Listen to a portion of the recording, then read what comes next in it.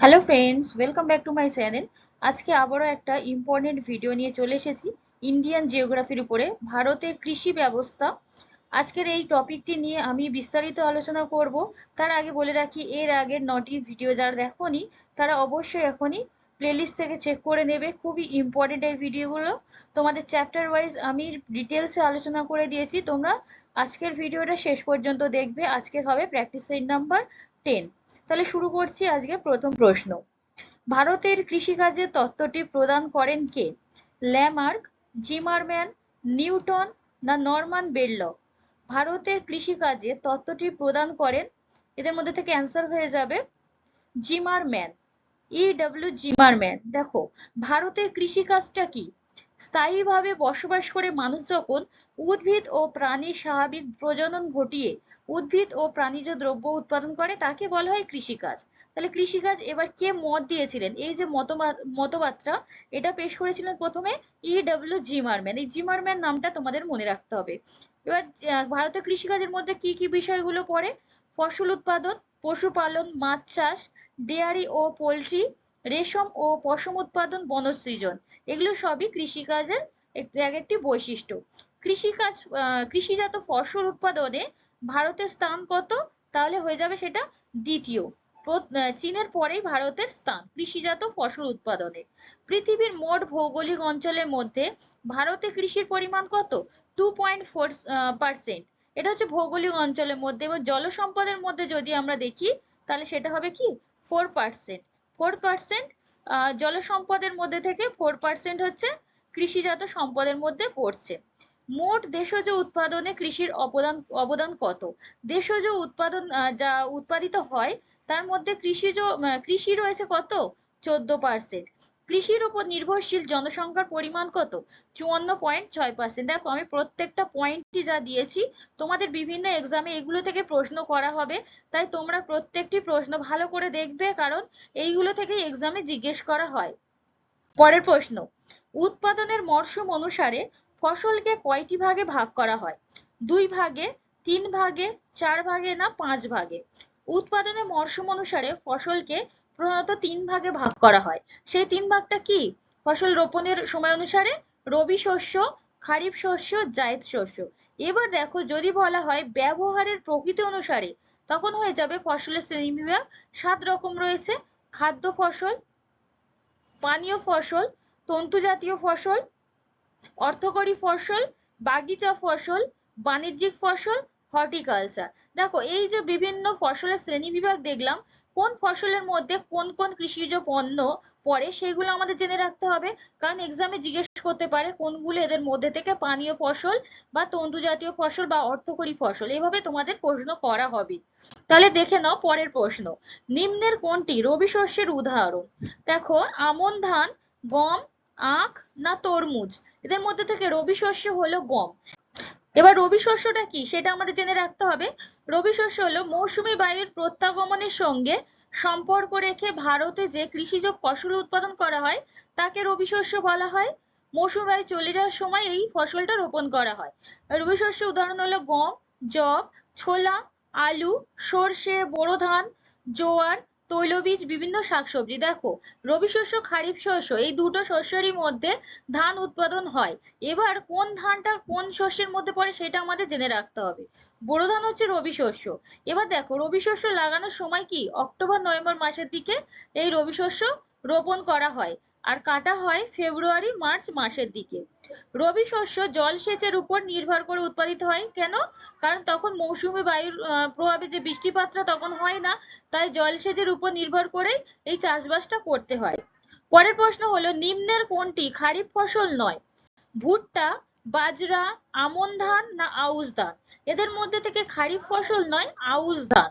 এবার দেখো, আউশ ধান তো খারিফ ফসল নয়। এবার দেখে নিতে হবে আমাদের খারিফ ফসলগুলো কাকে বলে, এর মধ্যে কি কি শস্য পড়ছে সেগুলো দেখে নিতে হবে।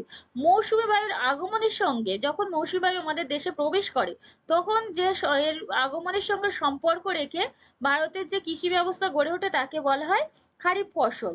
তাহলে এবার খারিফ ফসলের উদাহরণটা দেখে নিই। আমন ধান, ভুট্টা, বাজরা, ডাল, কার্পাস, আখ, পাট। দেখো এই শস্যের উদাহরণগুলো কিন্তু আমাদের ভালো করে মুখস্থ করতে হবে, আর সেটা মুখস্থ রাখার একমাত্র পদ্ধতি হচ্ছে প্র্যাকটিস করা। বারবার তোমাদের এই সেটগুলো প্র্যাকটিস করতে হবে। এবং আমার চ্যানেলে তোমরা পিডিএফ পেয়ে যাবে, সেখান থেকে টেলিগ্রাম চ্যানেলে তোমরা ঢুকে গিয়ে সেখান থেকে পিডিএফ গুলো কালেক্ট করবে এবং বারবার প্র্যাকটিস করবে। খারিফ শস্য বপনের সময় কি? জুন থেকে জুলাই মাসের দিকে এই খারিফ শস্য রোপণ করা হয়। আর কাটার সময় কি? কাটার সময় হচ্ছে নভেম্বর থেকে ডিসেম্বরের দিকে এই শস্যটা কাটা হয়। সারা ভারত জুড়ে এই শস্য চাষ হয়। দেখো রবি শস্য কিন্তু সব জায়গায় চাষ হয় না, কারণ যেখানে জল সেচের ব্যবস্থা ভালো একমাত্র সেই সব জায়গাগুলোতেই রবি শস্য চাষ হয়, কিন্তু খারিফ ফসলটা সারা ভারত জুড়েই এই চাষটা হয়ে থাকে। পরের প্রশ্ন, বাদাম কি ধরনের শস্য? খারিফ শস্য, রবি শস্য, জায়িদ শস্য না বাণিজ্যিক ফসল? বাদাম হলো এক ধরনের জায়িদ শস্য। এই জায়িদ শস্যটা কি? গ্রীষ্মকালে যে ফসল চাষ করা হয় তাকে বলা হয় জায়িদ শস্য। জায়িদ শস্যের উদাহরণ কি কি? আউশ ধান, বাদাম, তরমুজ, শসা, শাকসবজি আর ফলমূল। তাহলে এই আউশ ধান, ধানের তো প্রকারভেদ যদি করা হয়, ধান 3 রকম হয়, আউশ, আমন, বোরো। তাহলে তোমরা দেখে নিলে কোন ধানটি কোন শস্যের অন্তর্ভুক্ত। আউশ ধান হচ্ছে জায়িদ শস্য, আর বোরো ধান কি শস্য বলেছিলাম? রবি শস্য। আর খারিফ ফসলের মধ্যে পড়ছে কি? আমন ধান। জায়িদ শস্য বপনের সময় হলো আগস্ট সেপ্টেম্বরের দিকে ও ফেব্রুয়ারি মার্চের দিকে। দুটো টাইমে জায়িদ শস্য বপন করা হয়। আর জায়িদ শস্য তোলার সময়ও ডিসেম্বর জানুয়ারির দিকে একটা তোলা হয়, এবং এপ্রিল মে মাসের দিকে আরেকবার জায়িদ শস্য তোলা হয়। পরের প্রশ্ন, নিচের কোনটি বাগিচা ফসলের উদাহরণ নয়?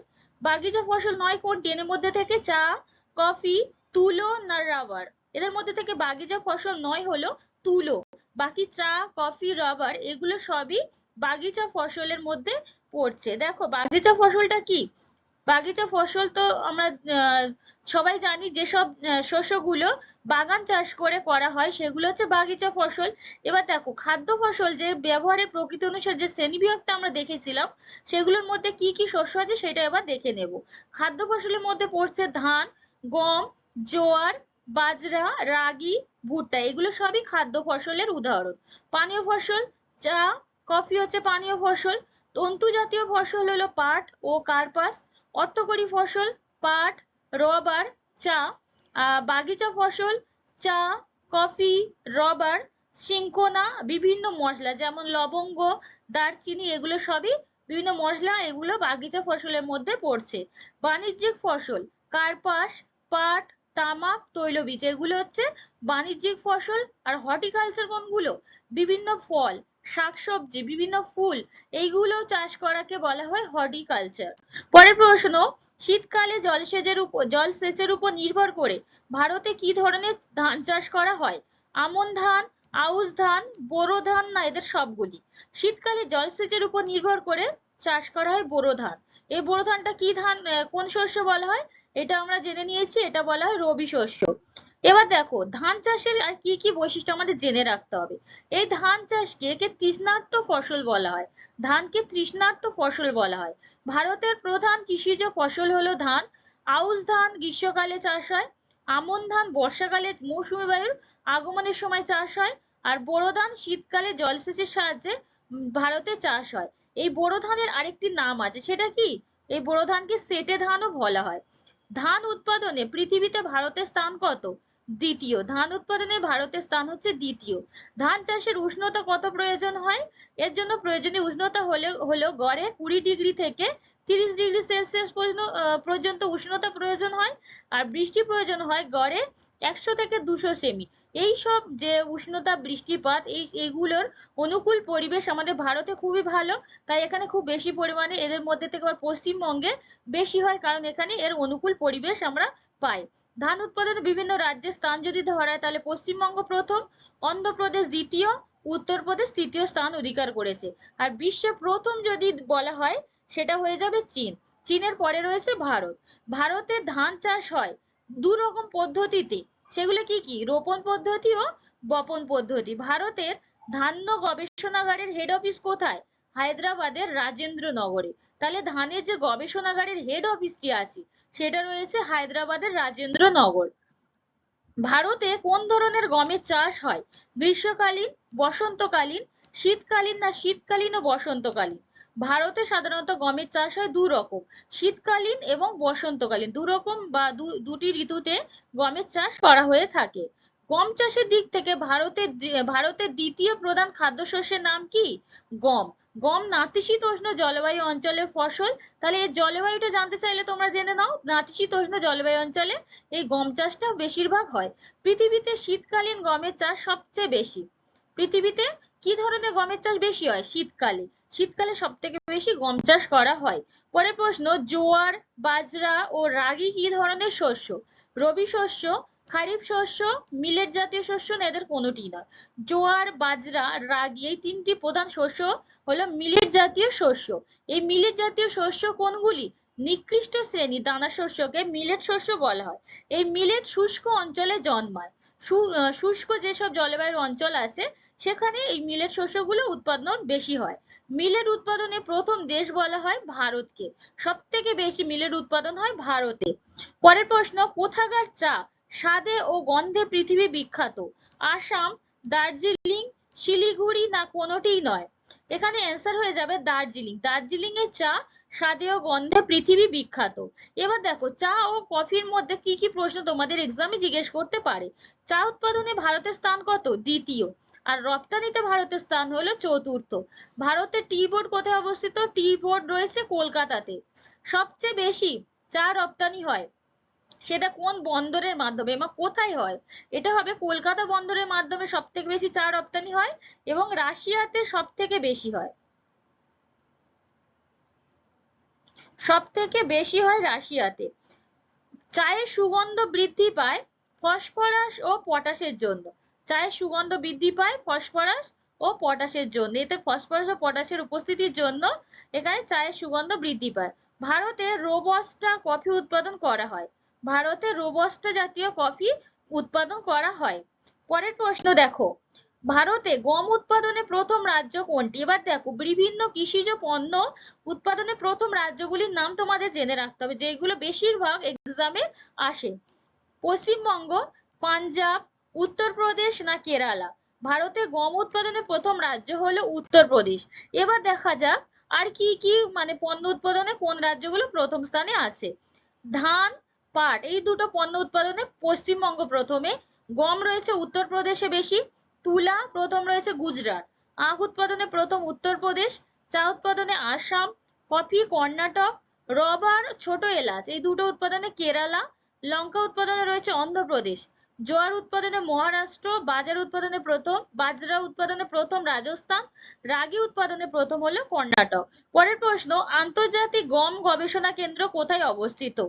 ম্যানিলা, মেক্সিকো সিটি, কোয়েম্বাটুর না ব্যারাকপুর? আন্তর্জাতিক গম গবেষণা কেন্দ্র এটি রয়েছে মেক্সিকো সিটিতে। এবার দেখো, বিভিন্ন কৃষিজ পণ্যের গবেষণাগারগুলি কোথায় অবস্থিত? ভারতীয় কৃষি অনুসন্ধান পরিষদ এটা রয়েছে কোথায়? নিউ দিল্লিতে। আর ভারতের ধান গবেষণা কেন্দ্র যদি বলা হয় সেটা রয়েছে কটক, ওড়িশাতে। এবার যদি বলা হয় পশ্চিমবঙ্গের ধান গবেষণাগার তখন হয়ে যাবে চুঁচুড়াতে। তা দুটোর মধ্যে ডিফারেন্স আছে, তোমরা অপশন দেখে এটা প্রবলেম হয়ে যাবে, তাই তোমরা ভালো করে এটা মুখস্থ করে নেবে। আন্তর্জাতিক ধান গবেষণাগার কোথায় আছে? এটা রয়েছে ফিলিপাইন্সের ম্যানিলাতে। পাট গবেষণা কেন্দ্র ব্যারাকপুর রয়েছে। ব্যারাকপুরটা কোথায় আছে? ওয়েস্ট বেঙ্গলে। পশ্চিমবঙ্গের মধ্যেই ব্যারাকপুরটা রয়েছে।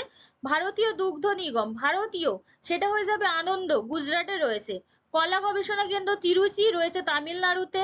এখন করে রাজ্য থেকেও বেশি প্রশ্ন জিজ্ঞেস করা হয়, এর নামটা না জিজ্ঞেস করে সেটা কোন রাজ্যে অবস্থিত সেটাও তোমাদের জিজ্ঞেস করতে পারে। আখ গবেষণা কেন্দ্র রয়েছে লখনৌ। লখনৌটা কোথায় রয়েছে? উত্তরপ্রদেশে। আর রয়েছে কোথায়? কোয়েম্বাটুরে। কার্পাস গবেষণা কেন্দ্র রয়েছে নাগপুর, মহারাষ্ট্রে। চা গবেষণা কেন্দ্র জোরহাট ও পুনেতে রয়েছে। গম গবেষণা কেন্দ্র মেক্সিকো সিটি। কফি গবেষণা কেন্দ্র কাসরাগার ও চিকমাগালুর। দুগ্ধ গবেষণা কেন্দ্র কার্নাল, হরিয়ানা। আলু গবেষণা কেন্দ্র সিমলা। মিলেট গবেষণা কেন্দ্র যোধপুর ও হায়দ্রাবাদ। বাগিচা গবেষণা কেন্দ্র বেঙ্গালুরু। তামাক গবেষণা কেন্দ্র রাজামুন্দ্রি। রবার গবেষণা কেন্দ্র কোট্টায়াম। ছাগল গবেষণা কেন্দ্র মথুরা যা রয়েছে উত্তরপ্রদেশে, আর সিল্ক গবেষণা কেন্দ্র মাইসোর কর্ণাটক। আমি পুরো যত গবেষণাগার আছে সেগুলো তোমাদেরকে দিয়ে দিলাম, এগুলো স্ট্যাটিক জিকেরও চ্যাপ্টার হিসেবে ধরা হয়, তাই তোমরা এই টপিকটি খুব ভালোভাবে করে নেবে। পরের প্রশ্ন হলো সবুজ বিপ্লব কোন স্থান ও শস্য উৎপাদনের মধ্যে সীমাবদ্ধ ছিল? ধান পশ্চিমবঙ্গে, তুলা মহারাষ্ট্রের, গম পাঞ্জাব ও হরিয়ানা, না তৈলবীজ অন্ধ্রপ্রদেশের মধ্যে? এটা দেখো, এটা সবুজ বিপ্লব মূলত গম উৎপাদনের মধ্যে সীমাবদ্ধ ছিল, আর পাঞ্জাব ও হরিয়ানাতে এটা প্রথম হয়। এবার দেখো বিভিন্ন বিপ্লব ও এর সম্পর্কিত বিভিন্ন বিপ্লবের সম্পর্কিত কি কি কৃষি সম্পর্কিত এই বিপ্লবগুলো হয়েছিল সেগুলির নাম। নীল বিপ্লব হয়েছিল মাছ উৎপাদন বৃদ্ধির জন্য, সবুজ বিপ্লব কৃষি উৎপাদন, কালো বা কৃষ্ণ বিপ্লব পেট্রোলিয়াম উৎপাদনের উপর ভিত্তি করে এই বিপ্লব হয়, ধূসর বিপ্লব হয় সার উৎপাদনের উপর নির্ভর করে, গোলাপি বিপ্লব পেঁয়াজ উৎপাদনকে বলা হয়, লাল বিপ্লব মাংস আর টমেটো উৎপাদন, রৌপ্য বিপ্লব ডিম উৎপাদন, সোনালী তন্তু বিপ্লব তুলা উৎপাদন, স্বর্ণ বিপ্লব উদ্যানবিদ্যা ও মধু, শ্বেত বিপ্লব দুধ উৎপাদন, বাদামি বিপ্লব চামড়া আর কোকো উৎপাদনের কেন্দ্র করে এই বিপ্লবগুলো হয়েছিল।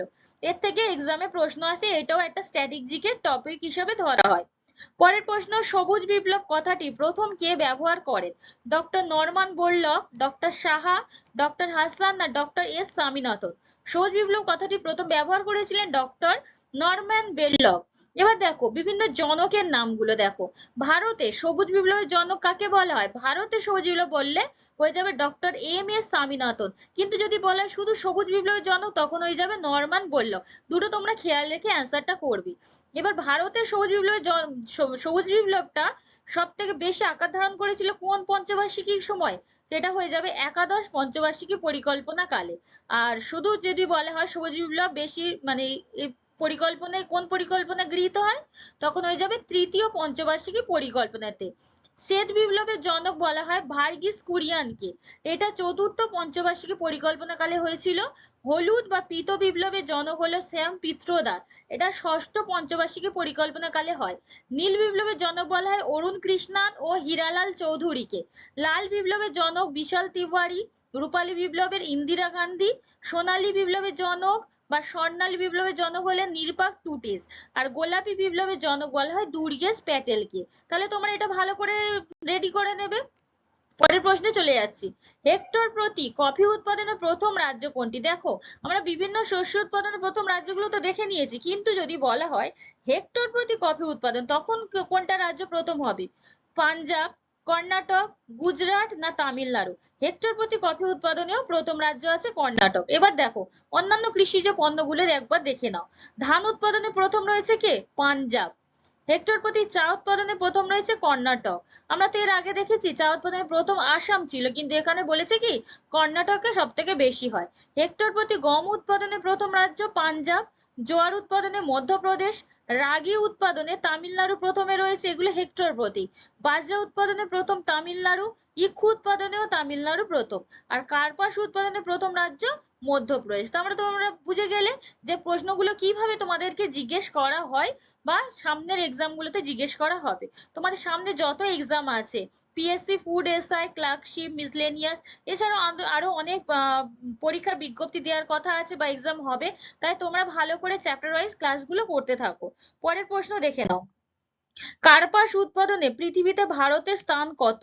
প্রথম, দ্বিতীয়, তৃতীয়, না পঞ্চম? কার্পাস উৎপাদনে পৃথিবীতে ভারতের স্থান হলো দ্বিতীয়। কার্পাস সম্বন্ধিত কি প্রশ্ন আসতে পারে? ভারতের মধ্যে উন্নত মানের কার্পাস চাষ করে পাঞ্জাব। কার্পাসের প্রধান শত্রু পোকার নাম কি? এটা খুবই ইম্পর্টেন্ট। এই শত্রু পোকার নামটা কি? বল উইভিল পোকা বলা হয়। দাক্ষিণাত্যের লাভাজাত কৃষ্ণ মৃত্তিকাকে কি বলা হয়? কৃষ্ণ কার্পাস মৃত্তিকা। নেক্সট প্রশ্ন, কোন দেশ সবচেয়ে বেশি চিনি ব্যবহার করে? পাকিস্তান, ভারত, আমেরিকা, না চীন? সবচেয়ে বেশি চিনি ব্যবহার করে ভারত। এবার চিনির কথা যখন আসলো তাহলে আখের কথাটাও তোমাদের জেনে নিতে হবে। আখ উৎপাদনে ভারতের স্থান হলো দ্বিতীয়। আর রেটুন আখ চাষের সঙ্গে সম্পর্কিত, এই রেটুন কথাটা আখ চাষের সঙ্গে সম্পর্কিত। পরের প্রশ্ন, কল্যাণ কি ধরনের কৃষির বিশেষ প্রকার? ধান, গম, তিল, না কফি?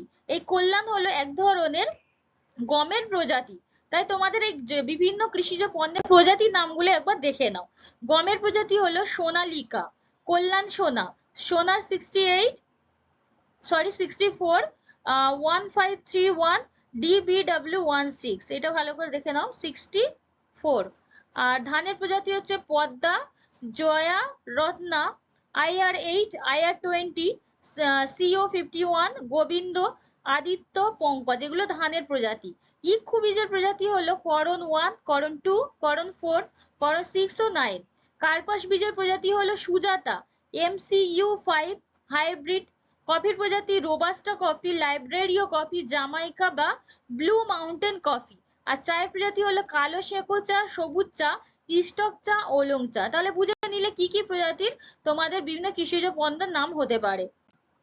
পরের প্রশ্ন, সারা বছর বিভিন্ন প্রজাতির ফুলের চাষকে কি বলা হয়?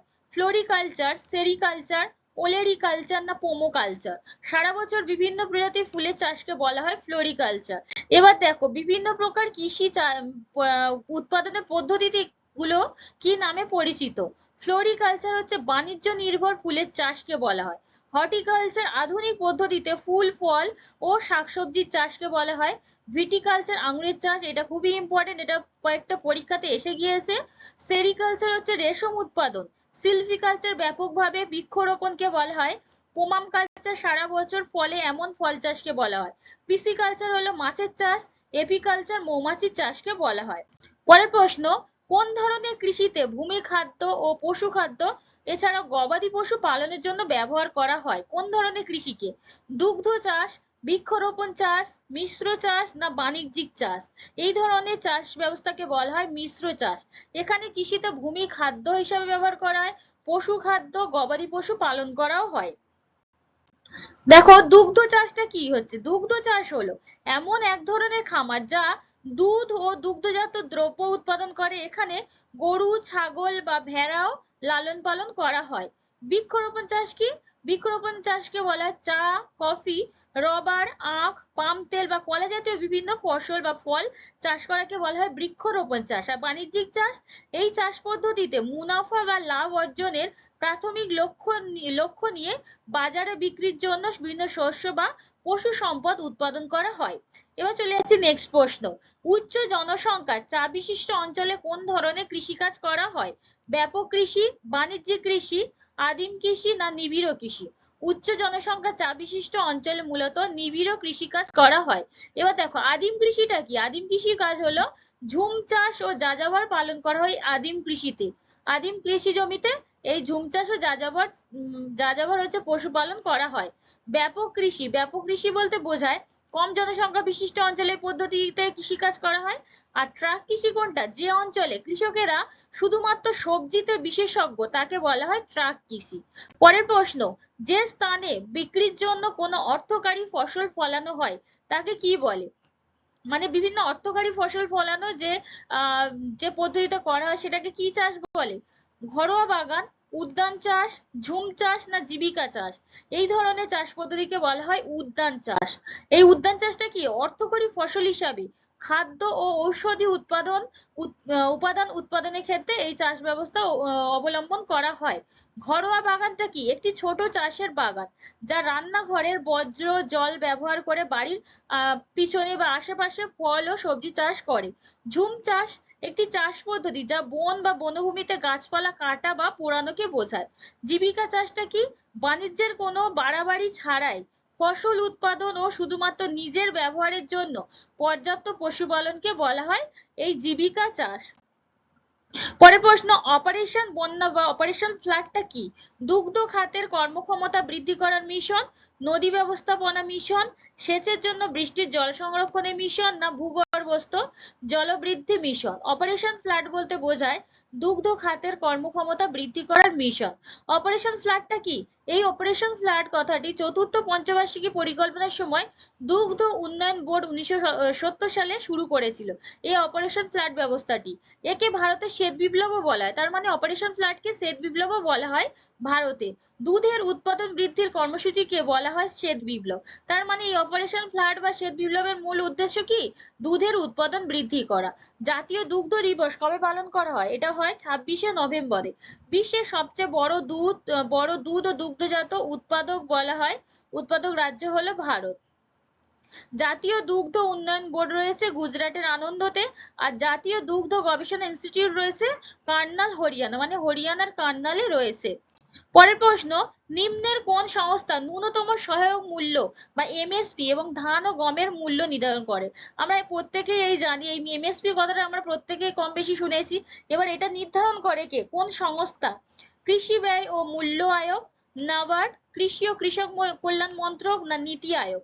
এই ধান ও গমের মূল্য নির্ধারণ করে কৃষি ব্যয় ও মূল্য আয়োগ সংস্থা। নাবার্ডের অর্থ কি? নাবার্ডের অর্থ হলো জাতীয় কৃষি ও পল্লী উন্নয়ন ব্যাংক। তাহলে এই কথা তো যদি রিলেটেড প্রশ্ন তোমরা বলো, তাহলে নাবার্ডের অর্থ হলো জাতীয় কৃষি ও পল্লী উন্নয়ন ব্যাংক, এটা জেনে রাখতে হবে। আর এটি 1982 সালে ষষ্ঠ পঞ্চবার্ষিকী পরিকল্পনার সময় তৈরি হয়েছিল। এটি শিবরমন কমিটির সুপারিশে তৈরি হয়। আর ন্যাশনাল হর্টিকালচার মিশন লঞ্চ হয় কবে? 10ম পরিকল্পনা কালে। পরের প্রশ্ন, ভারতের কোথায় ঝুম চাষ হয়? তাহলে আমরা এর আগে ঝুম চাষটা কি জিনিস সেটা আমরা জেনে নিয়েছি। এবার কোথায় এই ঝুম চাষ? ঝুম চাষটা কি? এক ধরনের, এটাকে বলা হয় স্থানান্তর কৃষি। স্থানান্তর কৃষি বলা হয় এই ঝুম চাষকে। এটা হয় আসামে, কেরালায়, রাজস্থান, না অন্ধ্রপ্রদেশে? এই ভারতের মধ্যে সব থেকে বেশি ঝুম চাষ হয় আসামে। এবার দেখো, ভারতের একটি প্রধান তৈলবীজের নাম কি? আলু, গম, সর্ষে, না কফি? ভারতের একটি প্রধান তৈলবীজ হলো সর্ষে। পরের প্রশ্ন, Indian council of agriculture research কত সালে স্থাপিত হয়? 1909 সালে, 1919, 1929 সালে, না 1939 সালে? Indian council of agriculture research কত সালে স্থাপিত হয়? 1929 সালে স্থাপিত হয়। পরের প্রশ্ন, জীবন বৃক্ষ নামে কোন গাছ পরিচিত? জীবন বৃক্ষ আম গাছ, কলা গাছ, বট গাছ, না নারকেল গাছ? জীবন বৃক্ষ বলা হয় নারকেল গাছকে। পরের প্রশ্ন, কৃষি উৎপাদনের মূল্য হিসাবে ভারতের সবচেয়ে গুরুত্বপূর্ণ ফসলের নাম কি? কৃষি উৎপাদনের মূল্য হিসাবে ভারতের সবচেয়ে গুরুত্বপূর্ণ ফসল হলো কার্পাস, তৈলবীজ, তামাক, না ইক্ষু? এটা হয়ে যাবে কার্পাস। পরের প্রশ্ন, নিম্নলিখিত কোন রাজ্যে স্থানান্তর কৃষি দেখা যায় না? তাহলে আমরা স্থানান্তর কৃষি আমরা দেখে নিয়েছি, আসামে দেখা যায়, ওড়িশা, পশ্চিমবঙ্গ, অন্ধ্রপ্রদেশ। দেখো, এদের মধ্যে থেকে দেখা যায় না হলো পশ্চিমবঙ্গে। পশ্চিমবঙ্গে এই ধরনের চাষ পদ্ধতিতে চাষ করা হয় না। সিনকোনা চাষ হয় মূলত দার্জিলিং এ, কালিম্পং এ, মংপুতে, না পুরুলিয়াতে? সিনকোনা চাষটি হয় সব থেকে বেশি হয় মংপুতে, এছাড়াও কিছু জায়গায় হয়, কিন্তু সব থেকে বেশি হয় মংপুতে। পরের প্রশ্ন, দক্ষিণ ভারতের শস্যাগার বলে পরিচিত কোনটি? কোয়েম্বাটুর, তিরুচিরাপল্লী, থাঞ্জাভুর, না তিরুবনন্তপুরম? দক্ষিণ ভারতের শস্যাগার বলা হয় থাঞ্জাভুর। দেখো, কৃষিজ পণ্য বা ভারতের কৃষি ব্যবস্থা সম্পর্কিত যত প্রশ্ন আছে আমি তোমাদেরকে দেওয়ার চেষ্টা করেছি একটি ভিডিওর মাধ্যমে। তোমরা প্রত্যেকটা প্রশ্নে ভালো করে পড়বে, কারণ এইগুলো অনেকগুলো পরীক্ষায় এসে গিয়েছে এবং এর থেকে এই টপিকগুলো ধরে ধরে পরীক্ষায় প্রশ্ন আসার সম্ভাবনা থাকে। পরের প্রশ্ন, কাশ্মীর কি চাষের জন্য বিখ্যাত? দারচিনি, লবঙ্গ, স্যাফরন, না গোলমরিচ? কাশ্মীর স্যাফরন চাষের জন্য বিখ্যাত। নেক্সট প্রশ্ন, কার্পাস কি নামে পরিচিত? স্বর্ণতন্তু, রৌপ্যতন্তু, বীজতন্তু, না হীরকতন্তু? এটার অ্যান্সার করো। কার্পাস হলো এক ধরনের বীজতন্তু। পরের প্রশ্ন হলো, মুগা রেশম ভারতের কোন রাজ্যের সঙ্গে সম্পর্কিত? অরুণাচল প্রদেশ, বিহার, মহারাষ্ট্র, না অসম? মুগা রেশম অসমে দেখা যায়। আর মুগা রেশম যদি হলো, তাহলে মুগা সিল্কটা কি? এটি রেশম পোকা থেকে উৎপন্ন একটি দ্রব্যকে মুগা সিল্ক বলে। এবার আজকে শেষ প্রশ্নটি দেখো, কফি কোন জলবায়ু অঞ্চলে ভালো হয়? এটাও খুব ইম্পর্টেন্ট একটি প্রশ্ন। গ্রীষ্মকালীন, শীতকালীন, বর্ষাকালীন ক্রান্তীয়, না বসন্তকালীন? কফি দেখা যায় বর্ষাকালীন ক্রান্তীয় জলবায়ু অঞ্চলে। তাহলে আজকের ভিডিওটা এই পর্যন্ত শেষ করছি। যদি তোমাদের মনে হয় এভাবে চ্যাপ্টার ওয়াইজ ক্লাস করালে তোমাদের সামনের এক্সামের জন্য খুবই হেল্পফুল হবে, তাহলে তোমরা অবশ্যই সাবস্ক্রাইব করে রাখবে এবং পাশে থাকা বেল আইকনটি প্রেস করে রাখবে, যাতে সবার প্রথমে ভিডিও নোটিফিকেশনটি পেয়ে যেতে পারো। এবং শেষ পর্যন্ত দেখার জন্য তোমাদেরকে অসংখ্য ধন্যবাদ।